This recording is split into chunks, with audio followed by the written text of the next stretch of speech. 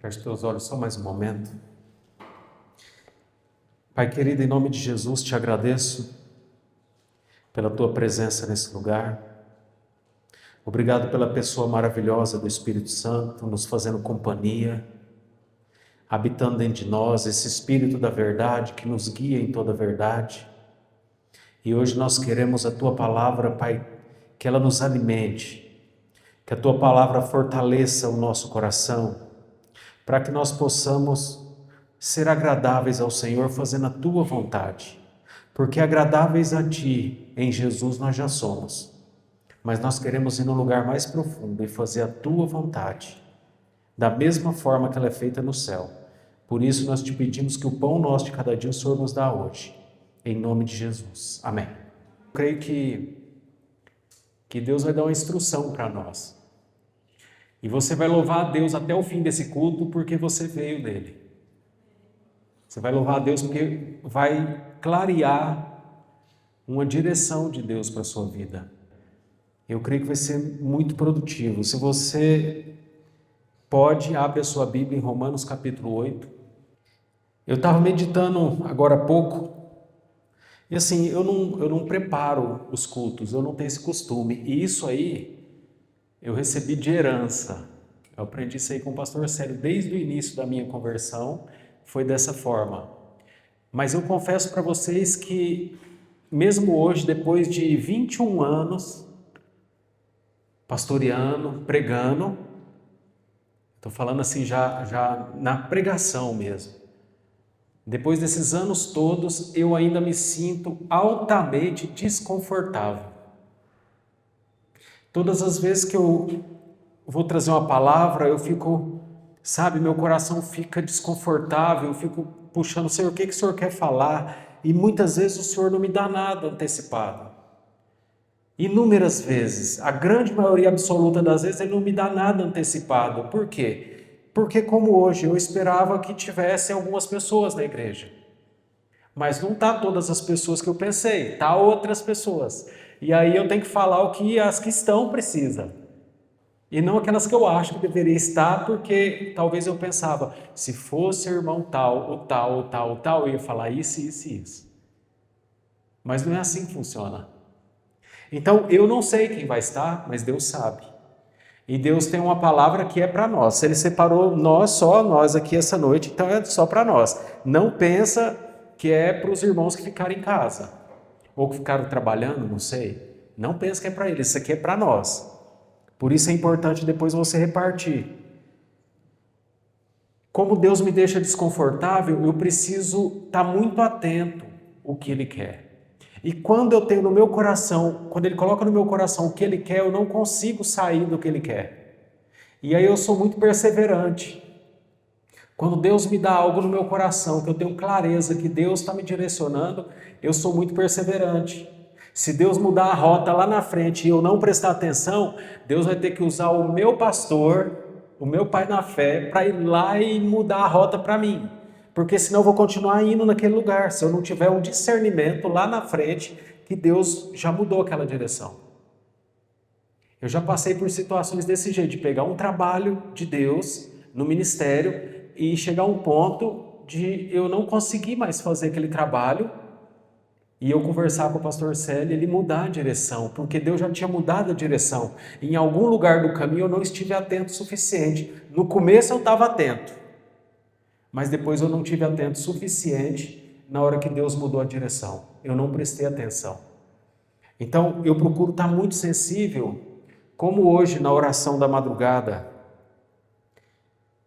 Eu pedi para o Senhor, todos os dias eu peço para o Senhor, o que Ele quer falar para vocês? Os que estão participando.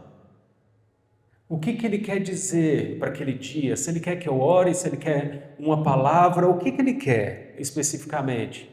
Você pode ver que se você ouvir todos os áudios, eu sei que a maioria não ouviu, mas os que ouviram, você vai perceber que há uma direção diferente em cada dia, não é a mesma palavra. Poderia até ser os mesmos versículos, mas não seria repetida a direção para aquele dia, porque Deus sempre tem algo novo para nós todos os dias, para a gente viver em novidade de vida.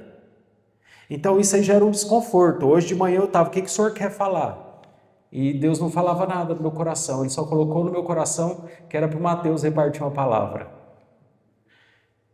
E aí eu fui lá perto dele, fui beber água, passei perto dele, fiquei liberando, eu vi que ele estava lendo a Bíblia, e aí eu fiquei atrás dele, ele não me viu, e eu falo, não falei, fui lá para o quarto. E aí eu fui, Senhor, é isso mesmo? O que o Senhor quer? E Deus me deu tanta convicção, é assim que Ele faz. Aí eu fui pedir para Ele, e a palavra dele foi muito assertiva, para quem prestou atenção e ouviu, né? Torna a dizer isso porque não é todo mundo que ouve. Mas seria muito bom se todos participassem. Foi um desafio. 5 semanas nós pegamos todos os dias. E ainda tem amanhã. Para a nossa alegria, né? Hoje nós deitamos, a hora que eu dormi, eu e a pastora Melissa, a hora que nós dormimos, já tocou o despertador. Eu falei, mas já? Mas faz parte. É um esforço, não é fácil não. Mas tem um propósito nisso aí, e eu quero falar com você sobre o seu propósito. Qual é o propósito de Deus na sua vida? Você quer saber qual que é o propósito de Deus na sua vida? Já pensou se Deus separou nós aqui exclusivamente só para ouvir o propósito dele para a nossa vida? Para nunca mais você dizer que não sabe qual é o propósito que Deus tem para você? Talvez hoje aqui está só os em dúvida do propósito, que não tem certeza absoluta ainda, ou que às vezes tem uma certeza, mas o decorrer das situações do dia a dia faz você oscilar dessa certeza. Então tem períodos, tem fases da sua vida que você é muito convicto do que Deus quer fazer. Qual é o propósito para a sua vida? Mas tem outras fases que você está com a bateria baixa. E aí nessas fases você às vezes não tem tanta certeza qual é o propósito de Deus. E eu primeiramente quero deixar muito claro para você que o propósito de Deus na sua vida não é simplesmente fazer de você um grande mantenedor financeiro. O propósito de Deus na sua vida não é primeiramente fazer de você um grande pregador. O propósito de Deus na sua vida não é primeiramente que você atue em dons espirituais. O propósito de Deus na sua vida, ele vai além disso daí. Isso aí é um pequeno fruto do propósito. Quando você está alinhado com o propósito de Deus, as demais coisas, elas se ajustam ao propósito de Deus na sua vida. Então, você que pensou, aqui alguém pensou e eu ouvi, você, agora que eu falei assim, que você às vezes não sabe o propósito, quer saber, fica em dúvida, e você falou assim, eu sei o propósito. Você não sabe. Porque eu acabei de falar que o propósito não é o que você está pensando. Alguém está pensando em ser um grande mantenedor? Eu acabei de falar que não é esse o propósito. Alguém está pensando em ser um pregador? Falei que não é esse o propósito.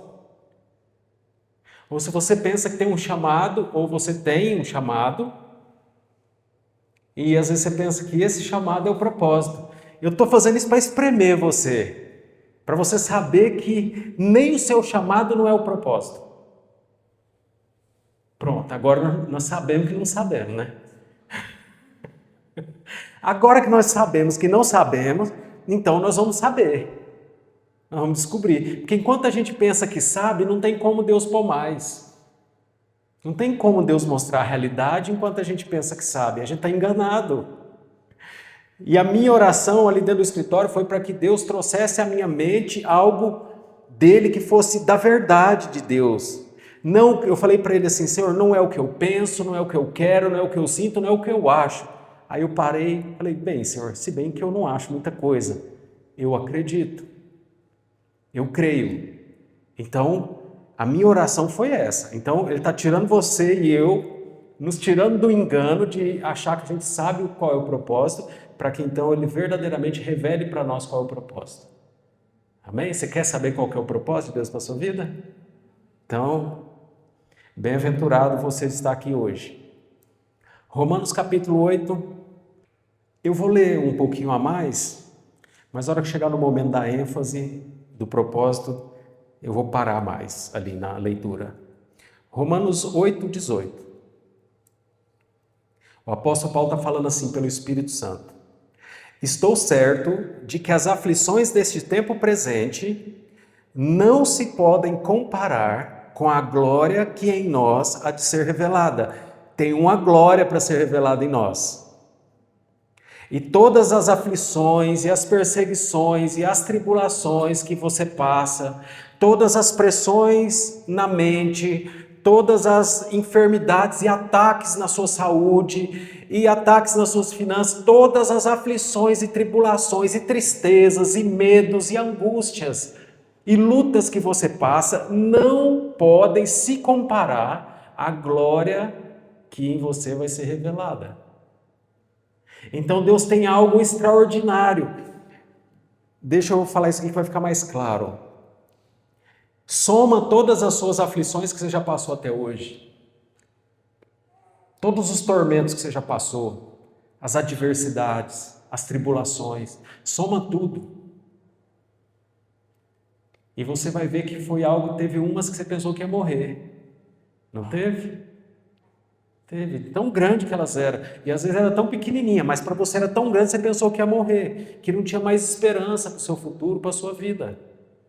Então, se você pegar isso aí que parecia gigante, não se compara com o que Deus tem para fazer na sua vida. Verso 19, a ardente expectativa da criação aguarda a revelação dos filhos de Deus. Então, primeiro ponto, se você quiser anotar ou sublinhar, qual é a glória que Deus quer revelar na sua vida? A glória de filho. Filho de Deus. Essa é a grande glória que Deus quer revelar na sua vida. Filho.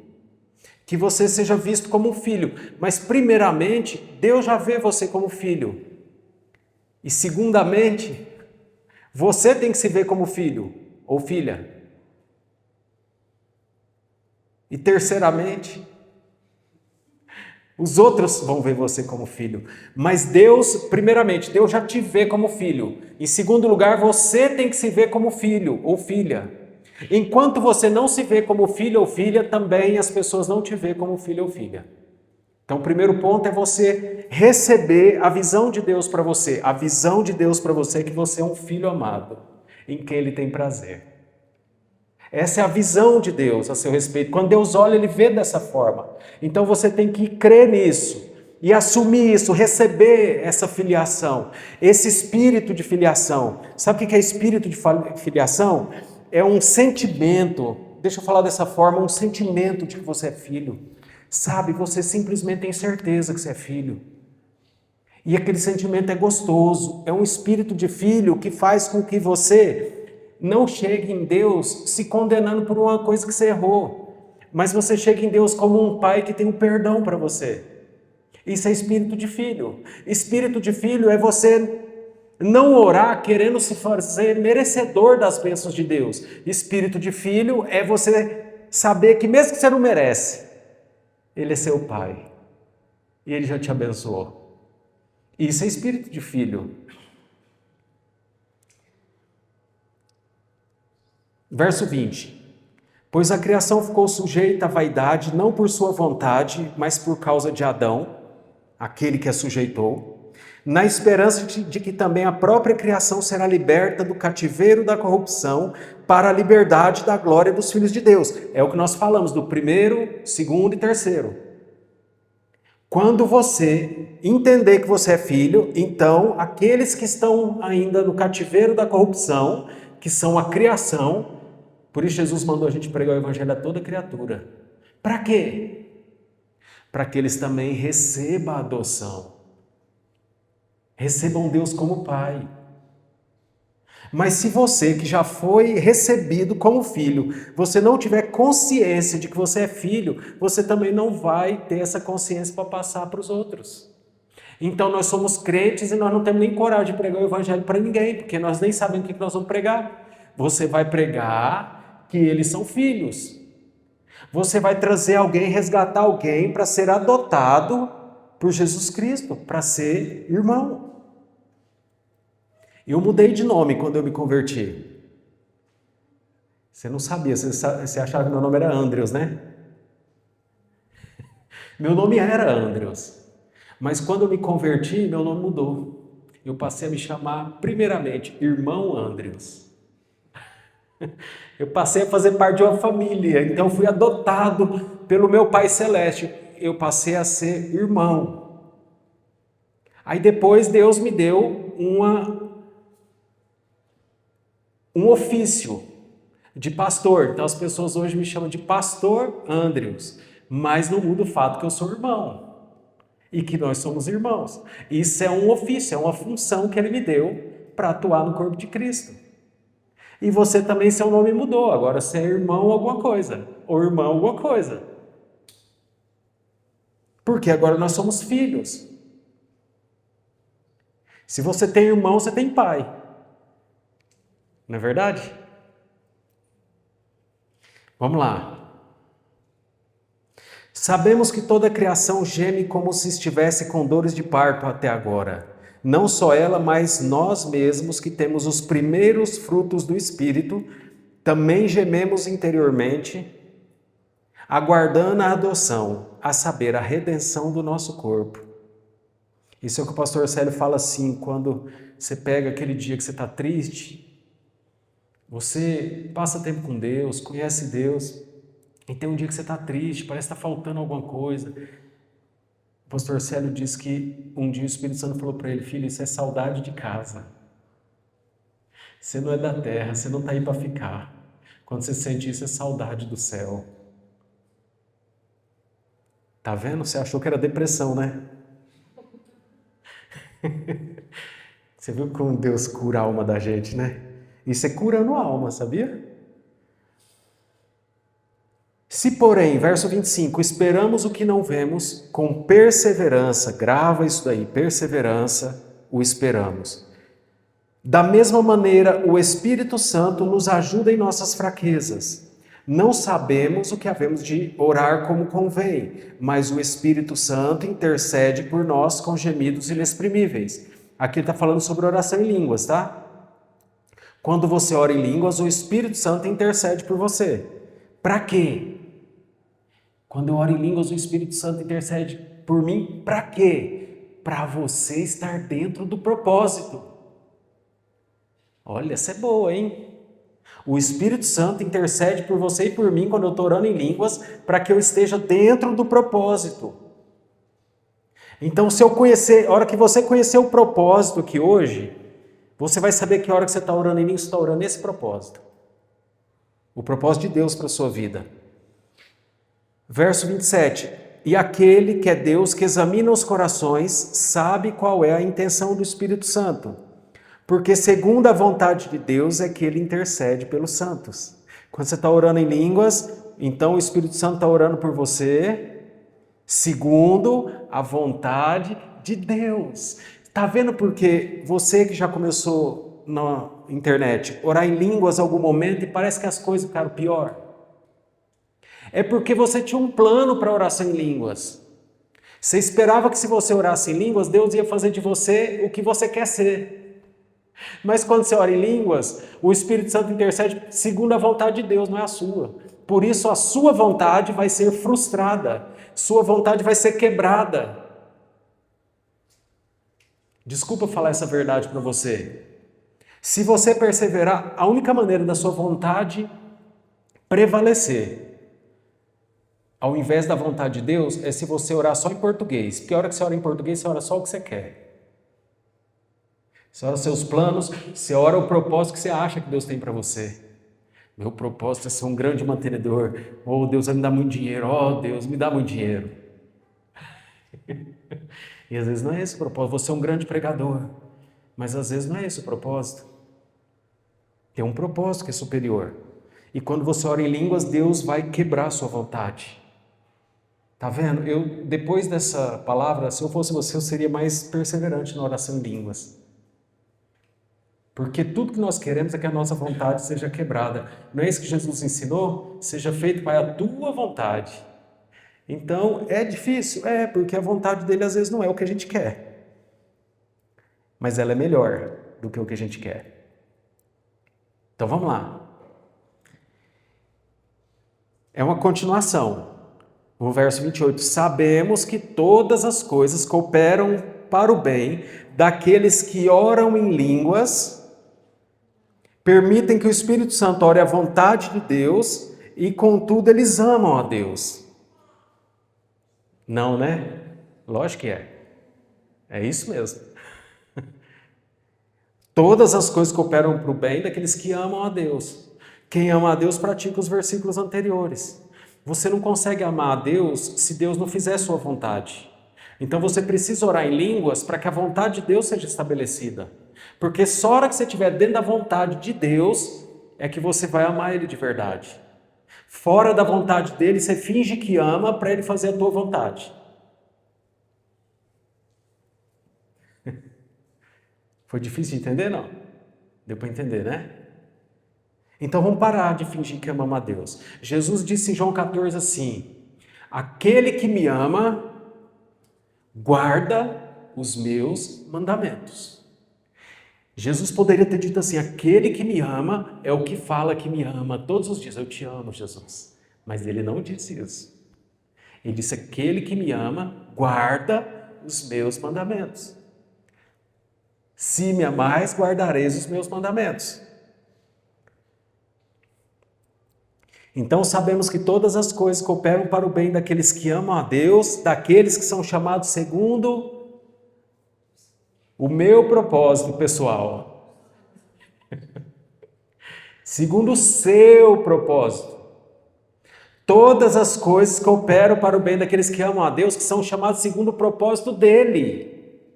Então ele tem o propósito para você. Então para de se enganar achando que é o seu chamado. Ou que é uma profecia que você recebeu. Isso não é o propósito, isso é um fruto do propósito. Isso tudo que foi dito a seu respeito vai acontecer. Eu estava ouvindo a profecia hoje, quando o pastor Célio ministrou para a gente vir para cá. Ele falou de igreja grande, ele falou de 2, 3 mil filhos na fé, ele falou de tantas coisas. E Deus estava ministrando no meu coração. Porque eu achava que tudo isso ia acontecer muito de imediato. Mas não foi assim. Já está feito da parte do Senhor. Mas nós precisamos entrar num propósito de Deus, 100%. Só o propósito de Deus tem que estar vivo. E para isso eu preciso ter clareza dele. Foi baseado nisso que o Senhor me deu essa palavra. Chamado segundo o seu propósito. Verso 29. Pois os que dantes conheceu também os predestinou ao propósito aqui. Para quê? Para quê?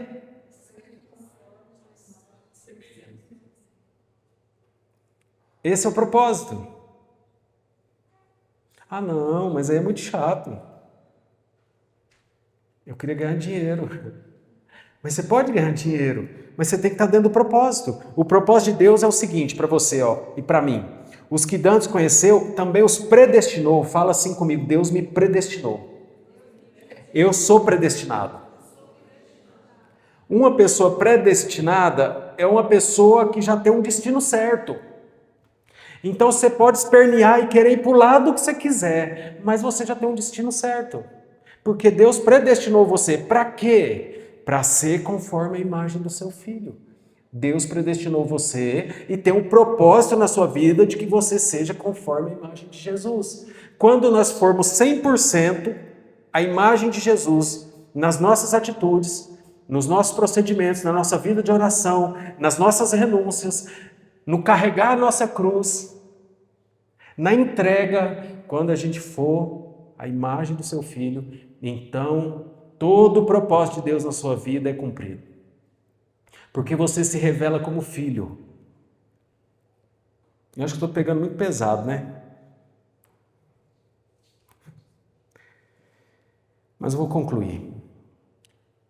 Vou ler o 29 de novo. Pois os que antes conheceu também os predestinou para serem conformes à imagem do seu Filho, a fim de que ele seja o primogênito entre muitos irmãos. E aos que predestinou, a estes também chamou. Aos que chamou, a estes também justificou. Aos que justificou, a estes também glorificou.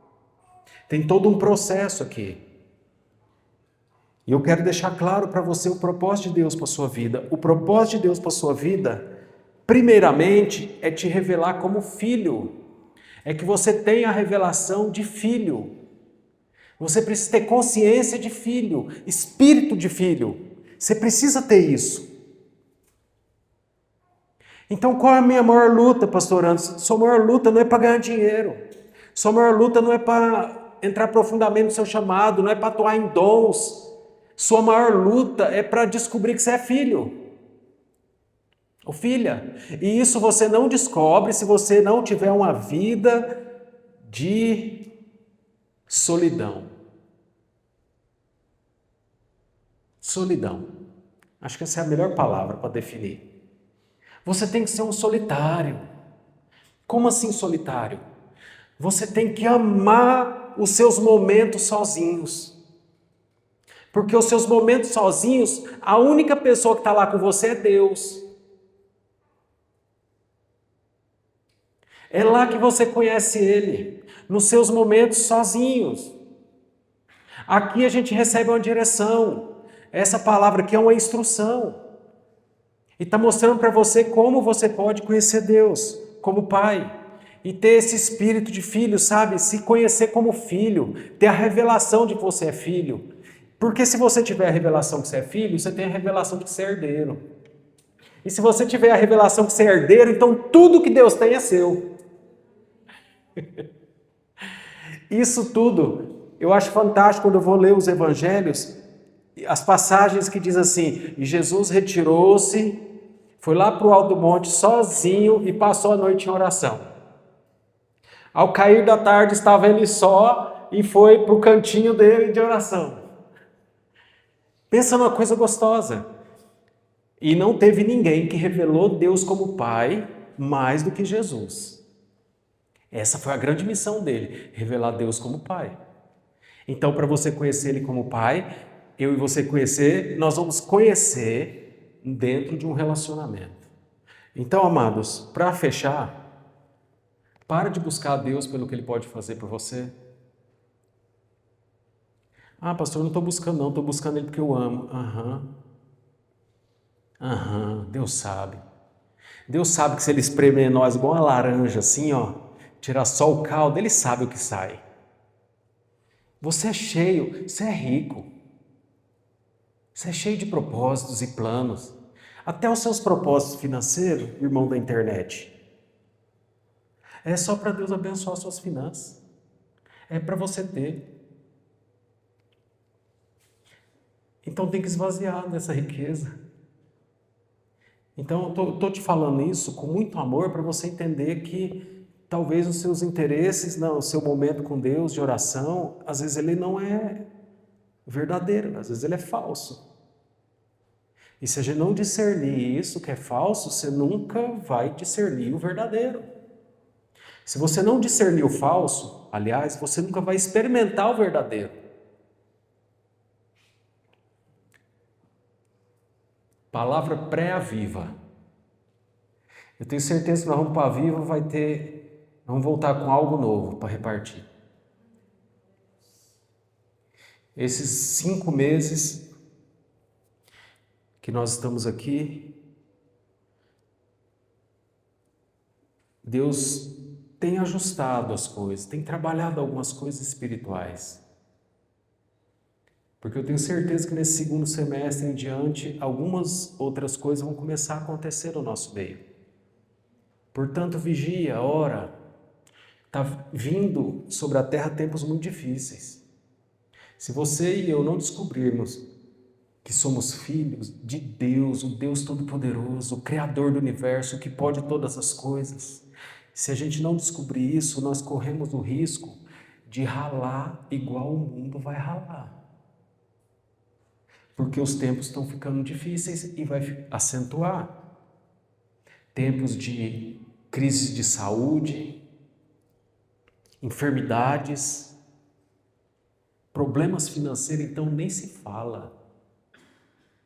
Você no seu futuro, você vai ver um número de pessoas derrotadas financeiramente, pobres, muito maior do que você já viu na sua vida.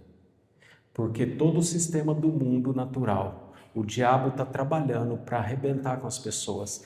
Mas eu sei de uma coisa, é em tempos assim que vem grandes avivamentos.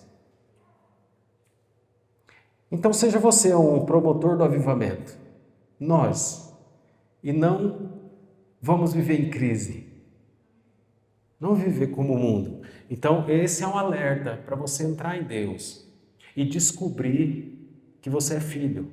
Então chega de orações falsas, chega de mentir para Deus. Estou falando para mim, tá? Não é para você não, se servir para você, você pega. Vamos chegar em Deus com um coração verdadeiro, um coração reto. E apresentar. É melhor para Deus, para finalizar, é melhor para Deus que você apresente todas as suas deformidades, suas podridões, seus lixos interiores, seus pensamentos que são muitas vezes diabólicos, e você sabe disso. É muito melhor que você chegue para Deus apresentando isso de verdade do que você chegar como um homem falso, uma pessoa falsa, que apresenta diante dele algo que você não é, e ele sabe que você está mentindo. E você, no fundo, se você parar, você sabe que você está mentindo. Então vamos parar com esse tipo de oração. Isso é oração de menino e vamos crescer na fé. Palavra de salvação. Graças a Deus. Amém? Amém. Amados, nós estamos indo para o Aviva, tá? Nós estamos indo sábado agora. Já temos uma escala de irmãos ungidos para estar ministrando aqui para vocês, o louvor, está tudo certo, está tudo pronto. E eu espero que você vá junto conosco. Você pode ir junto conosco com a sua oração, para que a gente receba, porque se a gente receber, quem vai sub-receber é você.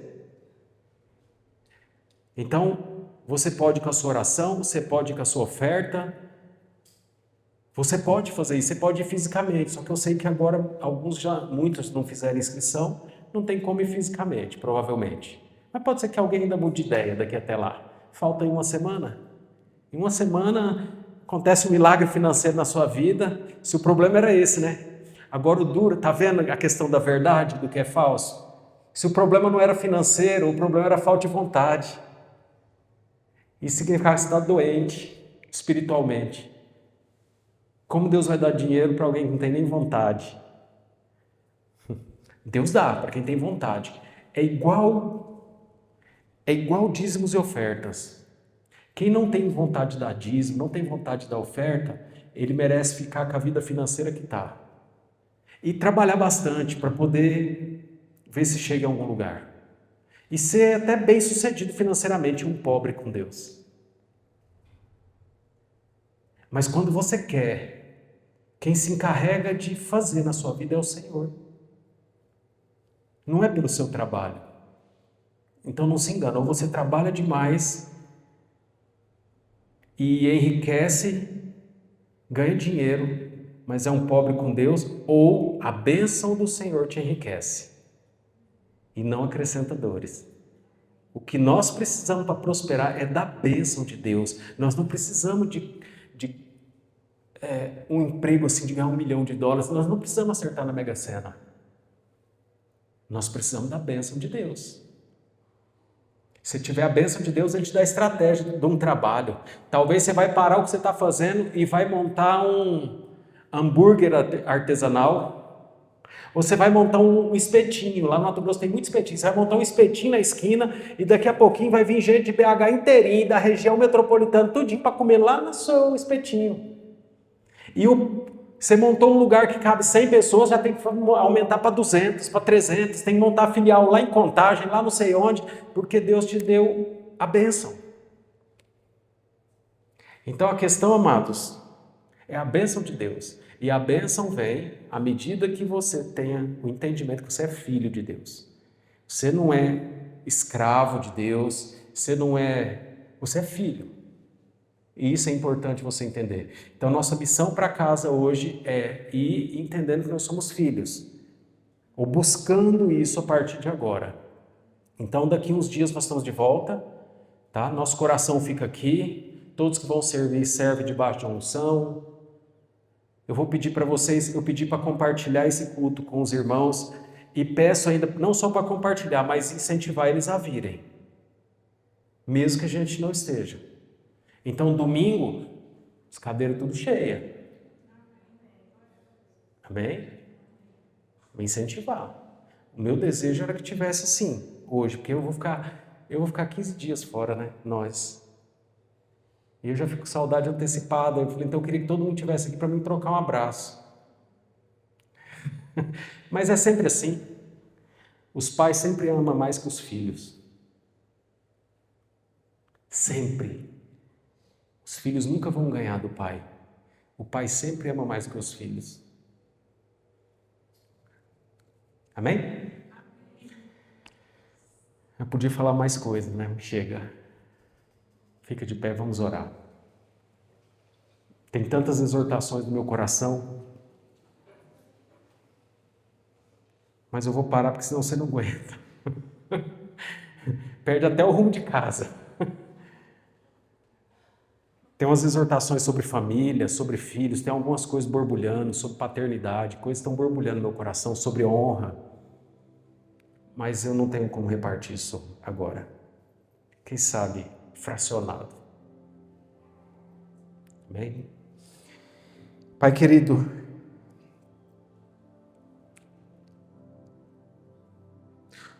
põe peso nessas palavras no coração dos teus filhos, no nosso coração, para que nós possamos meditar nelas, mastigar elas, ouvi-las novamente. Porque o teu propósito é que nós sejamos a imagem de Jesus, a imagem do seu Filho, a fim de que ele seja o primogênito entre muitos irmãos. E não teve ninguém que revelou o Senhor como Pai tão claramente e profundamente quanto Jesus. Então nós queremos ser como Jesus, porque esse é o seu propósito. Filhos, nós queremos a consciência de que somos filhos. Então nos ajuda pelo seu Espírito nesse propósito, de nos próximos dias nossas orações e daqui para frente nossas orações serem todas em torno de que nós somos filhos, ser em torno de relacionamento com o Senhor e não pelos seus benefícios. E no fim da nossa vida nós vamos agradecer pelos benefícios que o Senhor fez, mas vamos saber que mais importante do que eles foi o Senhor, porque nós só recebemos todos os benefícios por nos relacionar com o Senhor. Sendo assim, os benefícios ficam em segundo plano e o Senhor em primeiro.